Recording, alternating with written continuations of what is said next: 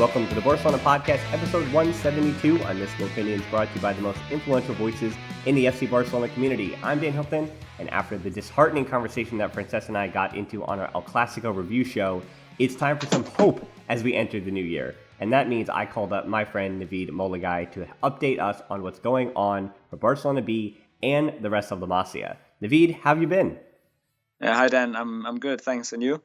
I think we're okay. I think we're first place as Barcelona for this holiday break. They're in good spot in the Champions League as well. I think the first team just has to take some of the notes from the La Masia teams and start playing the way that Barcelona is supposed to play. So I think it's time to talk about a little bit of hope. And one of the things that does give me hope and where we start this show is not really even in La Masia anymore, but in the first team. Ansu Fati, the youngest to score an assist in a Liga match, the third youngest goal scorer in the Liga history, the youngest goal scorer in Barcelona history, the second youngest debutant in Barcelona history, the youngest in Barcelona history to play in the Champions League. I'm almost done. The youngest goal scorer in Champions League history, and the first player born in 2002 to play in the Liga. Now, I don't want to tap us on the back and compliment us, Navid, but you and I, since you first came on our program in 2017, we've been talking and discussing Ansu Fati and just how special of a talent he was, and he's still just 17 years old. He turned 17 just about 2 months ago, and yet he's almost becoming not what we expected him to be, because I don't think we could even expected that he would skyrocket to the first team in the way that he did. Yeah, I definitely did not expect him to have the season that he's currently having. I mean, it's simply like it's never happened before that a talent just jumps through to the first team like that. He's never even been called up for the B team, like for an official game. He played a couple of B games during the preseason where he scored like 3 or 4 goals and was extremely impressive. And he even played as a striker, as a 9. And he was just scoring like headers, left-footed, long shot goals, and he was pretty incredible. And then he got up with the first team for a couple of training sessions, and like hasn't looked back since. It's pretty ridiculous. Like, just to put it in perspective, like Messi, he played 30-something games for Barca B and Barca C before he got a shot at the first team. Like Iniesta, Xavi, like all these players. Busquets, they played at least 25-30 games for the reserves before getting to play with the big boys, and it's so impressive. And like it's, I don't even know like in which other way to describe it. Like it's unheard of, and it's extremely impressive, and it's even more impressive that he's managed to just continue to impress, actually. Yeah, it is pretty incredible. And it is interesting, the juxtaposition between that and the Riqui Puig situation, where he's been, I mean, of what I've seen of him this year, I've seen him in about 7 or 8 matches. So I have watched a considerable amount of Barcelona B. And I can say, I mean, he's as ready as you could possibly be. I think, if anything, his form and the way he's been playing in the third division, because he really has gotten used so much to the third division, it's almost, in my opinion, stalling his growth. And he's of an age now where it's time for first team football. And if it doesn't come at Barcelona, you really do, even though he says he wants to stay at the club, that's really the worry, that he has to go out on loan. He has to be playing at a higher level. And it is a funny thing that as much as Valverde is giving Fati his opportunities, that midfield is just so congested at the first team, because Rakitic and Vidal were never sold in the way that one of them at least was expected to be sold over the summer. So that means Puig there are no minutes to go around for, barely any minutes for Lenya anyway. He was frozen out for 3 months. So where's Puig going to get minutes? And that is, unfortunately, Navid, a little bit of a different situation. Yeah, I mean, as unprecedented as Ansu's situation has been, as unprecedented has Riqui's situation been, because, I mean, he has shown so much for the B team. He's shown so much quality. He's shown that he's developed the way he should have been developing. He's impressing every single week. He's done so well in the first team matches that he's gotten, and it's just unheard of that's such a player that has shown so much for the B team over a couple of seasons hasn't gotten an actual opportunity for the first team yet. I mean, he's like, I saw some Barca, like one Barca historian, Angel Ituaraga, like he said that Riqui has shown a lot more than Iniesta ever shown at the B team, like in terms of achievements. So like, it's just, he should have been with the first team He should have been with the first team since the summer. And I'm not saying that Riqui has more potential or whatever than Iniesta, but like in terms of what they've shown at the B team and the fact that he's turning 21 next year, he has to play first team football somewhere. And the worrying thing is that he'll be loaned out to some club that doesn't suit him, and then he won't develop the right way, and then the window has closed. Like just with Sergi Samper, who also stayed too long for the too long with the B team, and in the end was ruined by injuries and by very, very bad loan deals. So I think Riqui, I think he's pretty precautious in terms of like just accepting whatever the club is throwing at him if there's no room for the first team. And it's so weird because like the club should be pushing him forward, like also in terms of course in terms of on pitch, like he's such a talented footballer, but also in terms of off the pitch, like he would almost immediately become like a star, a personality, like a PR machine for the club. And it's that's true. I have absolutely no idea why they're like I obviously I have an idea, like Valverde just don't want to get rid of a couple of old midfielders who I don't think can contribute as much over a season. So I think that's the problem. Like we just have to get rid of some players. Yeah, right. It's just too congested at the top. So before we get to some of the other Barcelona B players I want to talk about, while we're on the topic of exodus from the club, the recent news from La Masia is that Juan Larios, who's playing for Cadet A, that he's a left back, 15 years old, was considered one of the more promising, not just left backs, but players in La Masia. He's reportedly going to Manchester City when he turns 16 in January. And we would be regressed to mention, actually, since you last came on at the end of last season, that Raul Moro, who we had spoken about, he's moved to Lazio, Lazio's U19s in Italy. And then, obviously, very well-known Xavi Simons has headed to PSG, which was not a surprising move, considering the way that it all transpired. We had spoken about, Frances and I on the show, about his motivations and why he left, but we don't need to focus too much on Simons. As we and you and I had spoken about, he wasn't even necessarily the first choice midfielder when he was playing, as even though he was at times captain of the Cadet A squad, he wasn't necessarily, the shining example of a midfielder on that team. There was a lot of talented players on that team. So he did go to PSG. And I said, the Juan Larios situation is just unfortunate because it is another young player now, this time going to Manchester City to join Eric Garcia and Adrian Bernabé. Yeah, Juan is he's a good player, definitely.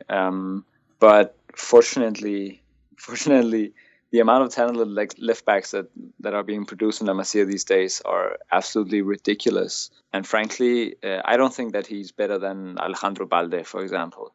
So I think it makes complete sense that he sees this competition and he sees that like the first team, they sign a very talented left back from outside, even though they have a very talented left back on the B team. They had a very talented left back on the B team, Juan Miranda. They signed a very talented left back from Betis Junior, and they also have a very talented under 19s left back, Alejandro Balde. So I think he saw the situation and thought, I'll probably get better chances at Man City, where I'm definitely going to be the most promising left back in the academy, outside the first team, and I'll get some chances around the first team, like before I turn 19, for example. And at the same time, I don't think the club will try to go a long way to persuade him to stay, because they see that they have got this position covered for the future. But he is definitely a great talent. Like he's a very technical, almost midfield-like left back, while Alejandro Balde is a bit more dynamic and vertical. Larios is a bit more horizontal, and but he's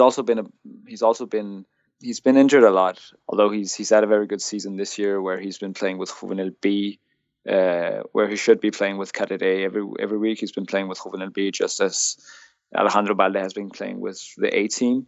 But I would put my bet on Alejandro Balde to become the better player. But I completely understand the decision for Larios to leave. He's a nice kid, and also know that he's very interested in like the NBA and other American sports. So I would assume that his English is pretty good as well. So that I don't think he'll have a hard time adapting at City. I think it's a great move for him. Yeah, that's an interesting note as well, Navid. Good on you.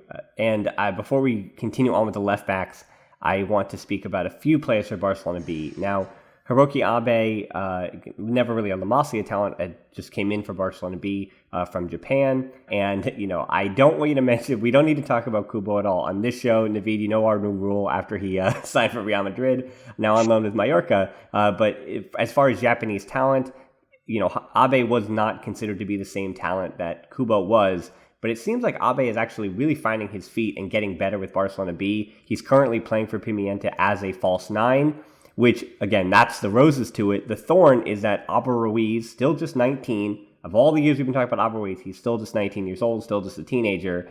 He has been relegated to either the wing or coming off the bench, which doesn't seem to be a place that he enjoys. So Abel Ruiz looks like he may be heading out on loan. And then I just want to speak about the futures and where you see the progress of Alex Collado and Manchu as well, two of the more important, influential players for Barcelona B.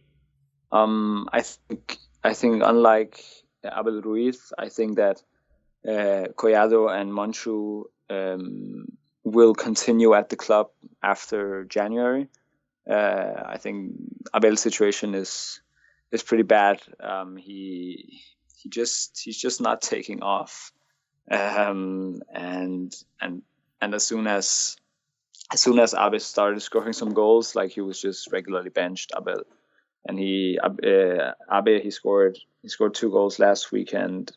But like yesterday, for example, I think Pimienta just made some terrible decisions yesterday in a away game against Olot, which Barca B lost 1-0.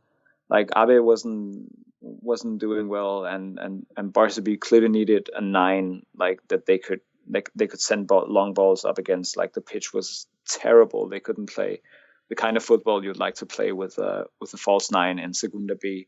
And Abel Ruiz played very well there last season away on the same pitch. But Pimienta waited until the 87th minute to put on Abel. And Barca B were actually the most dangerous throughout the game, like in the last 10 minutes, where Araujo was playing as a 9 basically, and then Abel also came and they became even more dangerous. So I think Pimienta made a wrong decision yesterday, but Abel is definitely leaving. He's just not taking off the way we had all hoped. Like there are some rumors that Barca only want to sell with a buyback clause, and that Valencia and Sporting Lisbon are interested. And like I think that he has to leave to find himself, find the best version of himself, because it's just not cutting for him. Like he's just not doing well enough at Barca B.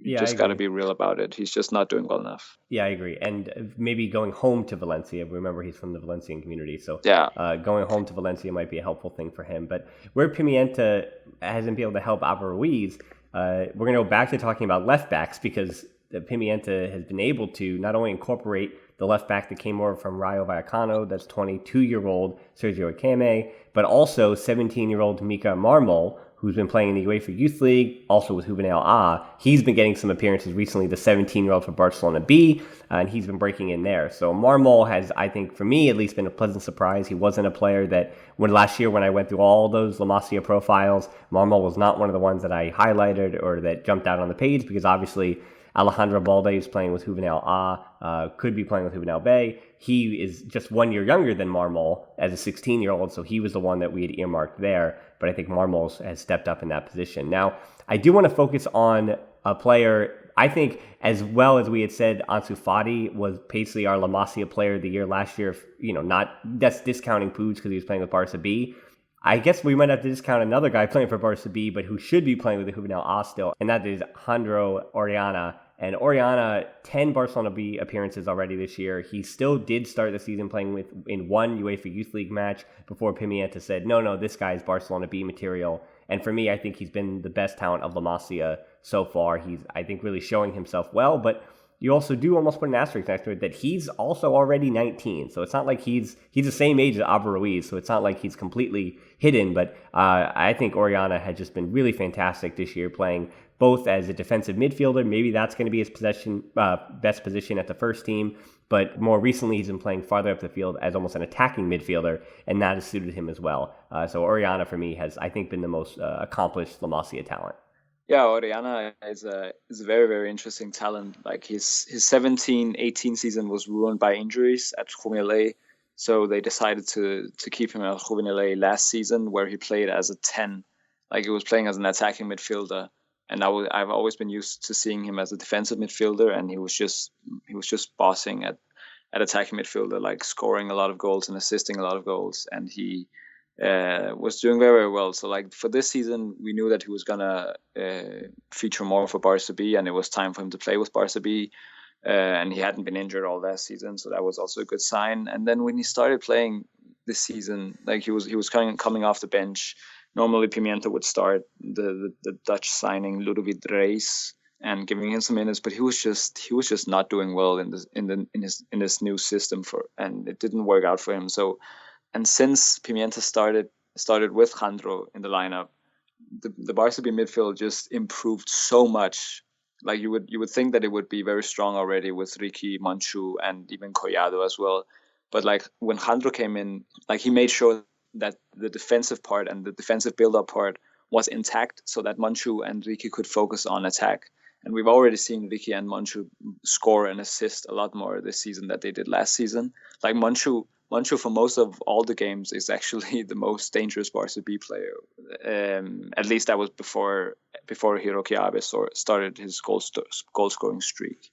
But like Jandro has really, really balanced the team in a perfect sense, and we saw yesterday again that when Jandro is not in the midfield, the game is always awful for Barca B.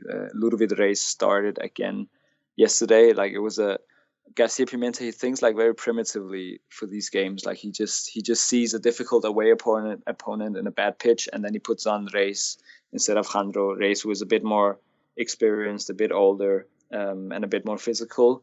But Barca B are terrible whenever he's on the pitch. Like they don't combine well. And yesterday when Jandro came on, he came on with 15 minutes to go and improved the team immediately.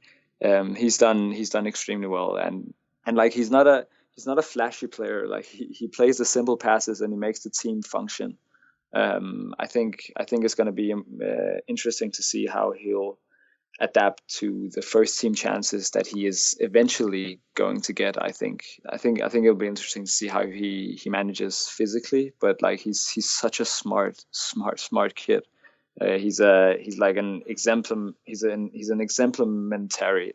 How do you say? Like he's the ideal Barca midfielder. Whether you use him as a pivote or central midfielder, he's very, very interesting and been very exciting to watch this season.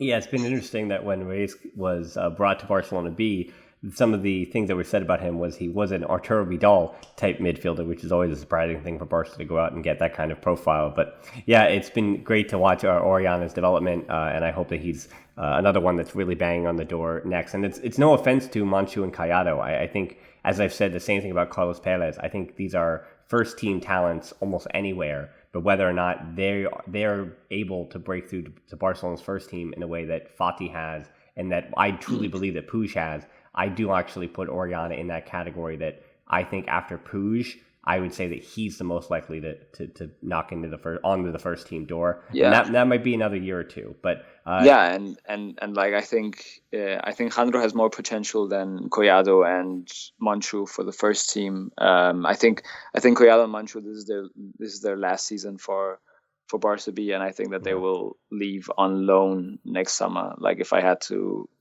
guess, because they're not going to leave permanently. They have long-term contracts, and the club definitely would like them to stay. And I think they see themselves as having a chance for the first team long-term. But I mean, if there's no room for Riqui to be promoted right now, or if there's no room for Alenia to get a lot of minutes right now, there's definitely no room for Collado and Monchu.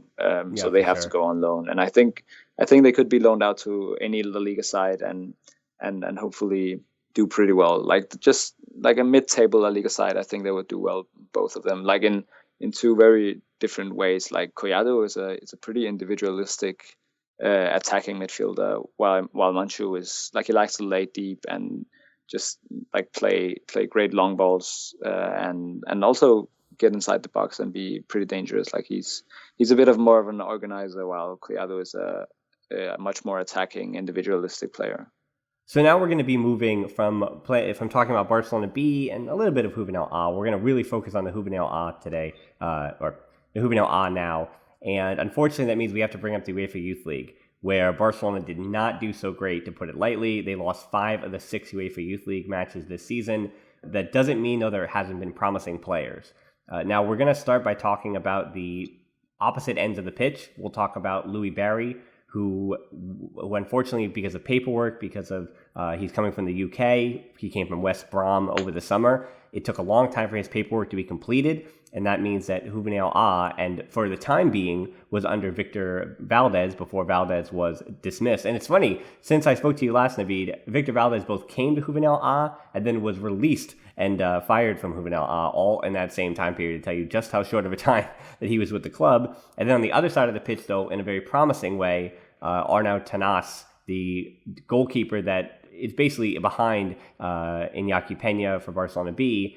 Tenas is just the next in a line of Barcelona keepers that unfortunately may not be able to upseat Marc-Andre ter Stegen or get minutes for the next few seasons. But Tenas, I think, has been one of the few bright spots of the UEFA Youth League campaign for the Juvenil A, or the U19s, if you will, that again is no longer under the care of Victor Valdez. Yeah, I mean, the whole Valdez situation was a bit of a farce. I mean, he arrived at the club and immediately from day one, he noticed that that his bosses were actively working against him and didn't really want him. Apparently, he was Bartomeu signing, but after the board member in charge of La Masia, Xavi Villajoana, like made a new position at the club, like a La Masia director position at the club, and hired Kluivert. Like Valdez just noticed that those two didn't want him at the club. So there were a lot of off-pitch issues, and it ended up pretty badly with Valdez leaving. And he started pretty well in the league with the team, but in the youth league, the team was a bit too inexperienced. And despite a couple of good games, they lost the first 2 games.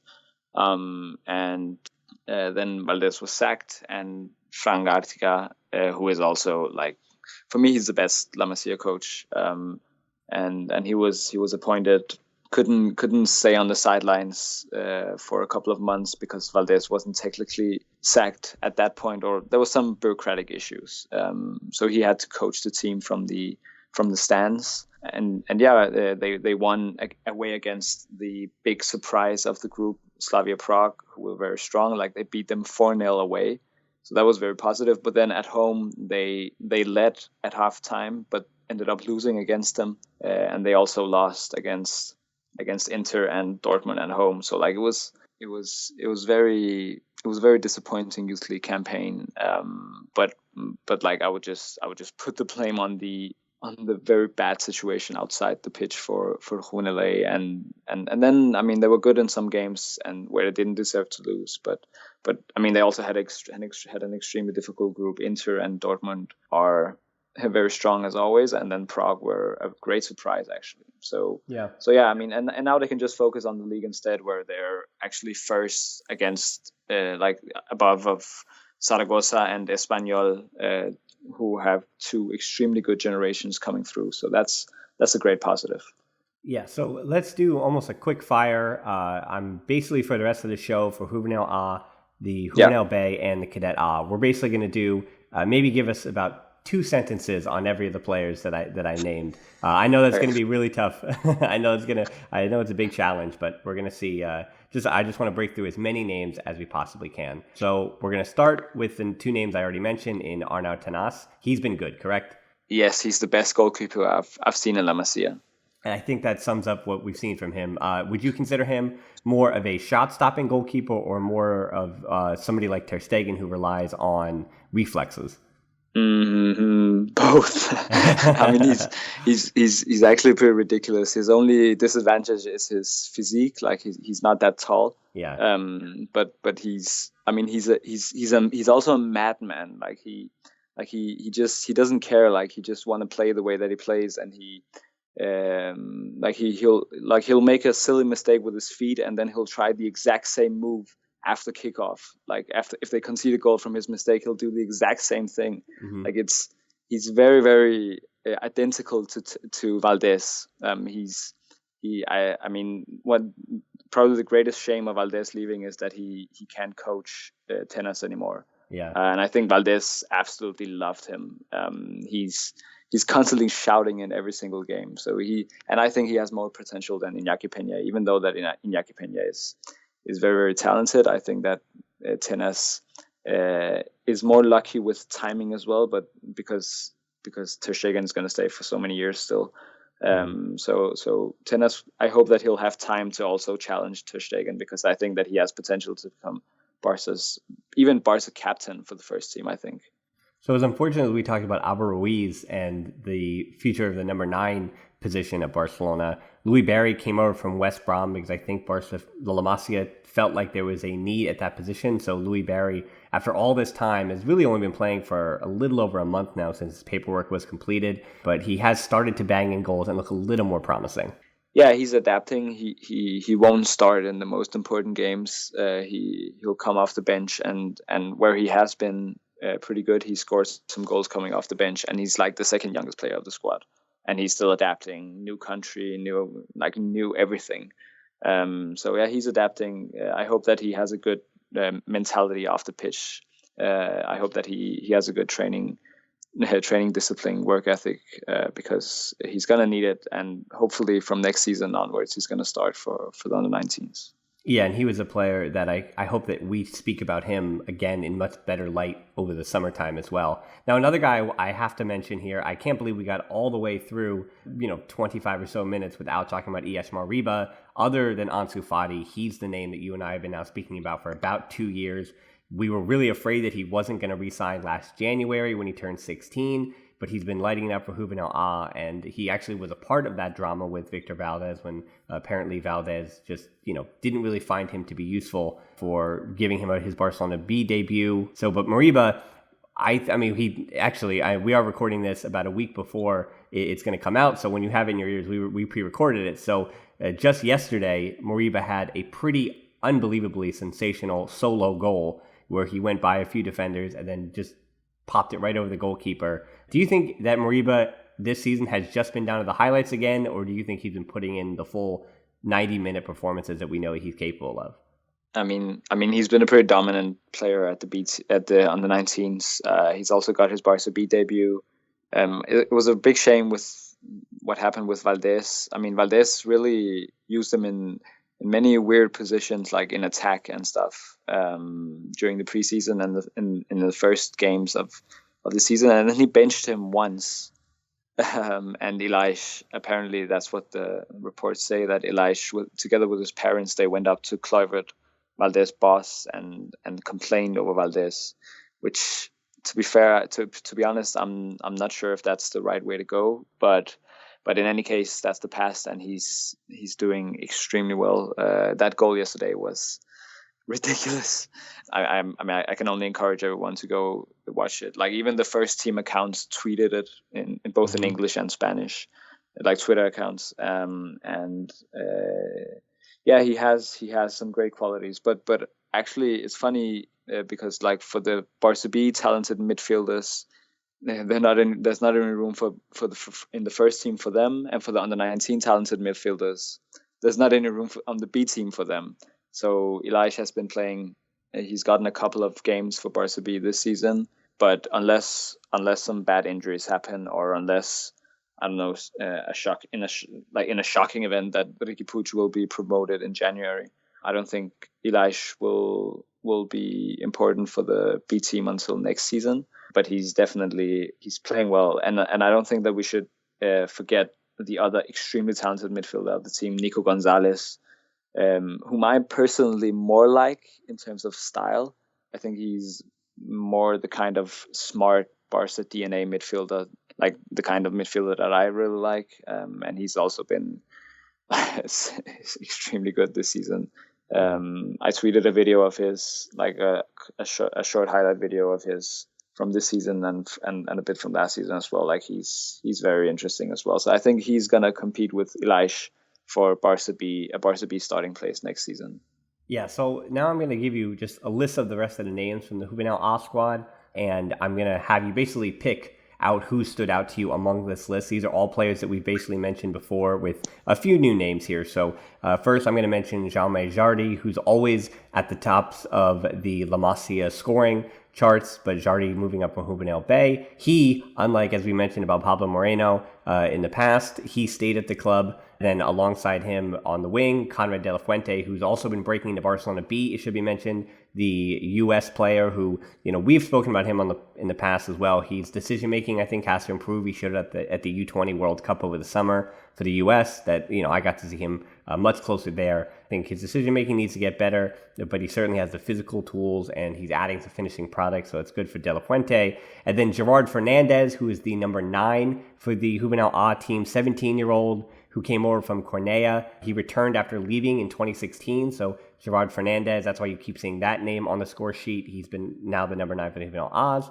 You mentioned Nico González, so we also have to mention the defensive midfielder in the Juvenil A team, and that's Alvaro Sanz, as well as we did already mention the left back as well, Alejandro Balde. And then the 2 new center backs for the Juvenil A team are Xavier Mboyamba, the 17-year-old from the Netherlands, and then Igor, the 18-year-old from Brazil. That is the consistent, they have not started every game together, but that is a consistent Juvenil A center back pairing. So of all the names I just threw at you, I know it's a lot, Navid, just you can pick and choose which of those names, again, many that we've mentioned before, but some new names as well that have impressed you with Juvenil A.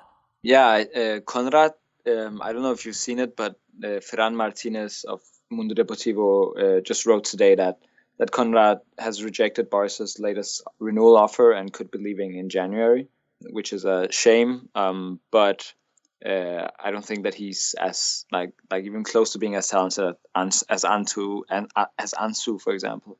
And there are other good wingers and strikers on the team as well. So it would be a shame to lose him. But I think there are other good players as well. Among them, Jaume Jardy, who has been impressive in his first year at Juvenil A, playing slightly out of position at right wing. I don't even know if he's best at right wing or center forward, but he's been doing well. Like he's only able to score screamers from outside the box. So for whatever reason, like he has probably the best left foot of La Masia. Gerard Fernandez, I like to call him Peque. That's his nickname, Peque, like because he's so small. He's been very impressive as well. Like he returned after being gone from La Masia for a few years. He was at Cornellà. He has returned and done very well. Like he's both a false 9 but also a normal striker, even though he's so small. He's very, very smart off the ball. I like his style a lot, and I hope that unlike the more normal 9s that come through La Masia and have all these kind of difficulties when they reach senior football, I hope that Peque will prove to be different from Rose when he reaches Barca B. Alvaro Sanz is a good midfielder, but I think that he'll be the victim of other very talented midfielders coming through the club. Yeah. And in terms of the centre backs, Xavi Mboyamba has definitely been the best of the 2 signings. I've seen people say that he's too good for Juvenil A already. So I think that he'll be playing with Barca B next season. Igor, I haven't seen much of him actually, but Mboyamba has been more impressive when I've seen the 2 together. He's very tall. Physically, he's just a beast, and he's also pretty dangerous in the box on set pieces. Yeah, he does remind me a bit of Araujo with the B team. Yeah, I see comparisons there. Well, let's go down to the Juvenil B level. Now, again, Balde did start there and has been moving up to the Juvenil A level. But the guy that I've earmarked, that I've only been able to see the Juvenil Bs, I caught them once on one of the feeds that Barca posted. So Chus Alba for me has been the most impressive. 7 goals for him this season. But I think with the Juvenil B team, it is a lot of a team concept. There are different players. Again, at that age, we're talking 16 and 17-year-olds. From game to game, you have another player being the best player on the pitch. So it depends on the games that you're even tuning into and watching. So along with Chus Alba in the midfield, the Moroccan left winger I really liked, Zacharias Gailan, a 17-year-old, Jorge Alastoui, who was the captain of Cadet A last year. We've spoken about him on the show as well. 16 now this year. Brian Pena, who remained with Juvenil B after playing with them last year. 17-year-old who last season was his first year in La Masia, having come over from Espanyol. And then the 2 attackers in Fermin Lopez and Leo Dos Reis, both of them 16 years old. Dos Reis, the number 9. Lopez, more of the kind of do-everything attacker, can play on the wing, can play as an attacking midfielder. But of all those names, too, Navid, which one would you like to update on, and which one has impressed you at the Juvenil B level? I think Zacharias Gailan has bon the most impressive attacker. He's also played a bit for Juvenil A, where he actually scored this weekend, coming on off the bench. So that's already competition for someone like Louis Barry, who is the same age. Otherwise, like, the team is a great collective. They're first in the league with 35 points, just 1 point down to Sabadell and Girona.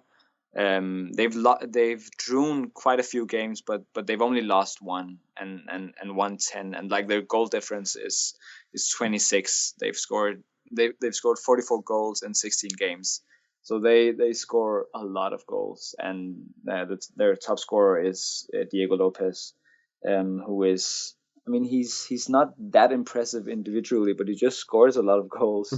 I'm not sure how long he's gonna make it in the system, but he scores. Like, he does his job, so hopefully he'll continue. He's benched Leo Dos Reis permanently. Yeah, Dos Reis, he's a bit of a tank. I'm not sure he fits the profile that the club would like for a 9. And yeah, Jorge Alastoui, definitely the most talented midfielder of this generation. Like, when Xavi Simons left, like, I mean, Xavi is a great talent, but not near Alastoui.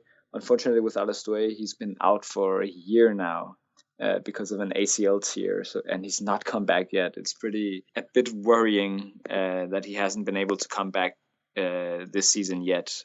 So we're all just awaiting his comeback and to see how he returns. Chus Alba has been the dominant midfielder of the team. Yeah, it's a good team, and of course with Juan Larios playing well as well at left back. But it's more of a collective. They have, but they also have a couple of other good individuals. We signed the left centre back from Mallorca, Chadi Riyad. If I remember correctly, Chadi Riyad, a left-footed Moroccan centre back, who was apparently one of the most promising left centre backs of Spain. He's done very well. I've seen some games of his. Like, he's just absolutely brilliant for a centre back. So hopefully he can make it far in the system. It would be nice to develop a very strong left centre back for once. But most of all, this team is a great collective. Fermin Lopez, he's not playing that much, unfortunately. He's super talented, but he's having a very difficult first juvenil year. He's just so small. It's painful to see because he's so talented. But maybe he'll miraculously just like rocket in the next years, like Riqui Puig, who didn't play that much for Juvenil B in his first Juvenil B year, or he had some difficulties because of physique as well. But yeah, this team is definitely based more on collective than like individual superstars. And this is the group that were that talented Cadet A squad from a year ago. So I do want to then end this show. Well, we'll end this show with one player from the infantile level, but we're going to end this segment by talking about the Cadet A's. So I want to say that the current leader for La Masia goals, that is a Cadet A player, and that is Angel Alarcon. He's got 14 goals. All these players that I'm mentioning now, 15 years old as well. Some other the attackers with Alarcon: Ilaix Akamash, 15-year-old with 6 goals. Diego Almeida is the center back, who we have actually mentioned before. He was playing up a level with the Cadet A's already last year, so he's returning to the Cadet A level. Is also breaking into Juvenil B, as well as a player who has made the jump to Cadet A that we would want to talk about, also 15 years old, but on the younger side of 15 is Pablo Gabi, as what you'll see is him as Gabi Paez. He has been pretty fantastic as well. So those are the 4 names for Cadet A that I just wanted to earmark. And Navid, I'll give you your platform, let you go in the Cadet A, and if there's any names you want to mention as well, you can throw them in the ring. Yeah, I think Ilaix and Gavi are probably the 2 talents that I'm mostly excited about at the entire academy. Like maybe if I had to choose 5 on all levels, like they would be among them. And if I had to choose I mean they're just ridiculous. I asked the former La Masia coach a few months ago, like, who are the best players that you've coached? Who are the most talented players that you've coached? And one of the players, like you mentioned 5 or 6, one of the players was Gavi. Pablo Paez, Gavi, his nickname is Gavi for whatever reason, and like 2-footed, typical Barca midfielder who's just absolutely ridiculous. Like his technique is super, like his close control is ridiculous, and technically he's what everything you'd expect of a midfielder. He's still a bit small, but he's so fast and tiny that the opponents, they barely notice him before he's already beaten them. So he's extremely, he's someone, him and Ilaix, like I just pray to God that the club will manage to renew them, because they're 100%, they have first team potential. Ilaix was extremely mentioned in the media because of a major screw up by the La Masia director, Patrick Kluivert. He said in an interview, he said something about Riqui, that he wasn't ready for the first team and he should be loaned out. But he also said that, and I found the next Messi in La Masia. Like just out of the blue. Yeah. He just said that he has found the next Messi in La Masia. And then journalists found out that the player that he was talking about was Ilaix. Like those of us who follows like these teams very closely, we know about Ilaix's qualities. Like he's exploded in the last couple of years, especially last season. That was his breakthrough. He joined 2 or 3 years ago. But like he's not an attacker. Like he's not a striker or a winger. He's just he's a bit of everything, but he is that unplayable left-footed attacking player, but not like Messi. And like, why would you even compare one of your youth players whom you're going to go into contract negotiations with in a moment with Messi? Like, it's something you would expect of someone who's making like silly YouTube compilations and making these titles, like Ilyas Ahumaj, the Moroccan Messi or something. Right. Yeah. But if we just look past like Kluivert's mistakes, Ilaix is he's a machine, and he's absolutely unplayable. He could be playing regularly with the Juvenil B, I'm sure. So I think that's just a matter of time before maybe he'll even skip Juvenil B next season, because he's just a ridiculous talent. Both him and Gavi are extremely impressive, and I just hope, like more than any other player this season, more than any other Cadet player this season, I hope that those 2 will stay. And Diego Almeida is, together with Landry Faré, who is with the Infantil A, he's the best centre back in the academy, and those 2 are the best centre backs in the academy. So I also hope that he'll stay. A very aggressive, dynamic back, very great on the ball as well. Yeah, and it is interesting that we've been talking about, there is a much more Moroccan flair to La Masia this year. Some of the best products, as we mentioned, coming over from Mallorca was Chadli, as well as Ilaix, and then Gailan that we spoke about as well, all being Moroccan talents that we did not mention even a year ago. So it's nothing to it, just an interesting thing to note. And the final thing, just an interesting thing to note, playing at the Infantil levels, both between the A and the B, is Lamine Yamal. It's the last name we'll mention here on the show. Again, you're not going to earmark him for greatness. I always, as we mentioned, the younger they get, the more and more I tiptoe. That's why we stop at Cadet A when they're about 15 years old, because even that's too young. But you do see in the UK, and you do see around even in France, you will see 15 or 16-year-olds making debuts for first teams. Like Ansu Fati made his debut when he was 16. So that's why we do mention even the Juvenil B and Cadet Oz, because they, in theory, are players that in other first teams around the world might get a debut. But for Lamine Yamal, he's nowhere near a first-team debut for anybody. But I do want to mention that his 68 goals total at the Infantile level puts him third on the list behind Takefusa Kubo and Pablo Moreno at that level, as well as being just in front of Ansu Fati on that list. So Lamine Yamal, just at least at the Infantile level, that's as far as we're going to say. He has been lighting it up. So that's the final note I want to end with there, Navid, right? Yeah, this is his first year as an 11 football 11 player, like 11-a-side pitch player. He was playing 7-a-side last season for Alvine, so he should be like adapting to football 11 this year, especially given his size. He's not that big, but even despite that, already in October, like maybe it was even, I think it was the second or third league round, he was playing and starring for Juvenil A, playing against kids 2 years older than him and like at least 10-15 centimeters taller than him, and he was just running rings around them.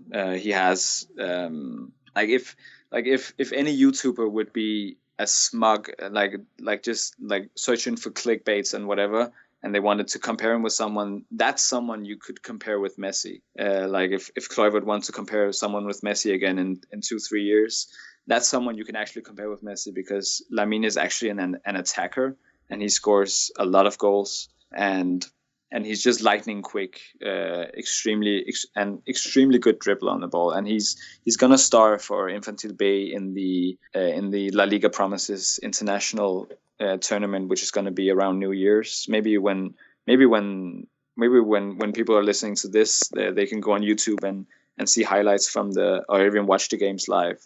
And of course, I'm really not like looking for comparisons with this star, but yeah, he's a very interesting player. As you said, he almost broke the goal scoring record for most goals for a La Masia player, for a 7-a-side La Masia player last season. And right now there's another kid whom I think could beat that record.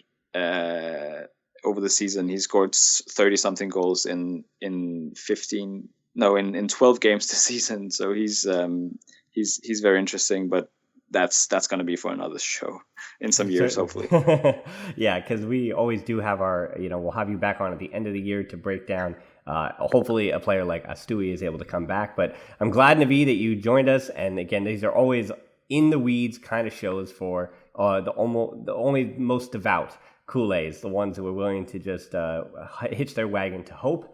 And with Ansu Fati this year, I think there's been some renewed hope and some renewed energy. And for all the unfortunate decisions made by Kluivert and the issues about Valdez, and again, some of the injuries, unfortunately, we have to speak up with some of these players, I think things for La Masia have been largely promising in a way that they might not have been in recent years. So we are just waiting on Riqui Puig to be the next. But Navid, hopefully by the next time I speak to you, we have better things to talk about when it comes to Puig and some of the players we named here. So I want to thank you for joining me again. Hey, you're welcome. And just one single note, like the whole development with Ansu is just a proof that if you're good enough, you're old enough. Like players don't have to stay 2 years, 3 years at the B team before getting a couple of first team games. Like they can make the jump and be good enough if given the chance. Yep, for certain. And so while we do make you wait for Navid to come on, I want to just let everyone know, please follow Navid on Twitter. He's a great follow on Twitter. That's at Navid, and then it's JAAA, 3 A's with an N, and we'll also put that in the description on barcablog.com. So also go to Twitter, just type in Navid Molaaghaei, and that should help it out. You'll find him there, the one and only Navid Molaaghaei. So thanks so much for tuning in again. You can tap in your app and check out the show notes. To subscribe, you can find us on social media. We're also there on Twitter at the Barcelona Pod, or at HiltonD13 for me, on Instagram at the Barcelona Pod, closed Facebook group, TBPod.link/group for deeper dives and discussions. On Patreon for the quick take match reviews at TBPod.link/Patreon. As low as $3 gets you in there. And then we're also on YouTube, where I'm going to have a light compilation of not all the names, but of some of the names that we earmarked here. And I'll profile them as I do every 6 or 7 months as well. So that is at the Barcelona Pod, if you want to easily, we'll say the abbreviated version of this on YouTube. So check us out there and hit that subscription button. So thanks so much for listening to the Barcelona Podcast. Until next time, we'll talk to you soon, and Forza Barca. Forza.